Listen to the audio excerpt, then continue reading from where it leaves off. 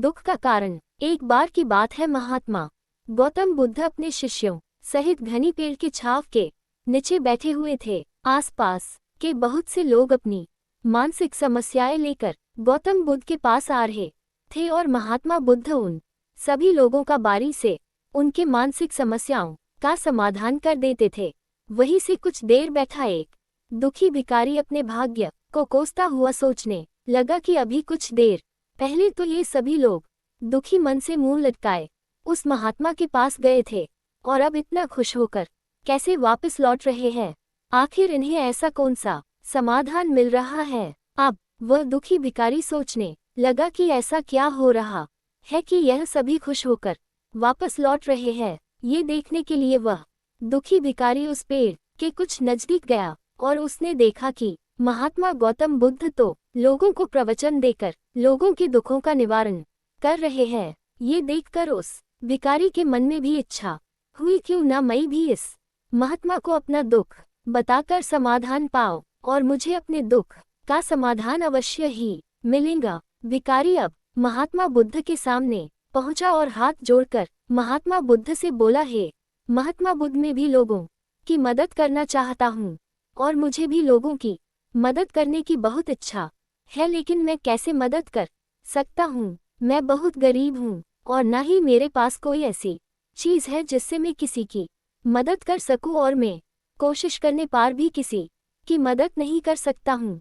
मुझे भगवान इतना गरीब क्यों बनाया है और हे महात्मा, मुझ पर कृपा कीजिए। इतना बोलते ही वह भिखारी महात्मा बुद्ध के सामने रोने लगा। तब महात्मा बुद्ध ने उससे कहा, तुम बहुत ही अज्ञानी हो और तुम अब तक इस भ्रम में जी रहे हो कि तुम्हारे पास कुछ नहीं है और जबकि कि दूसरों को देने के लिए तुम्हारे पास बहुत कुछ है। तुम बिना धन और वस्तु के भी किसी की मदद कर सकते हो।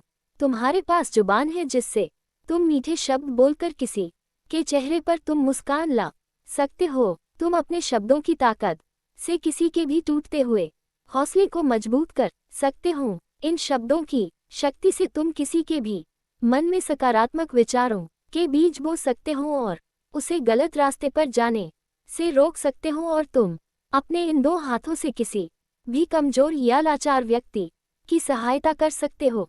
तुम्हारी ये दो आंखें किसी अंधे को रास्ता दिखा सकती है।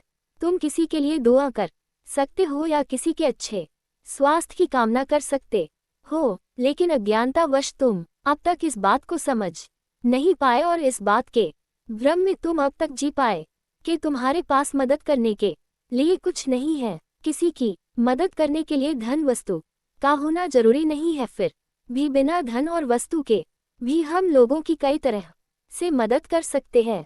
महात्मा बुद्ध की यह ज्ञान बातें सुन भिखारी के चेहरे पर मुस्कान आ गई और वह खुशी से झूमता हुआ वहां से चला गया। सीख।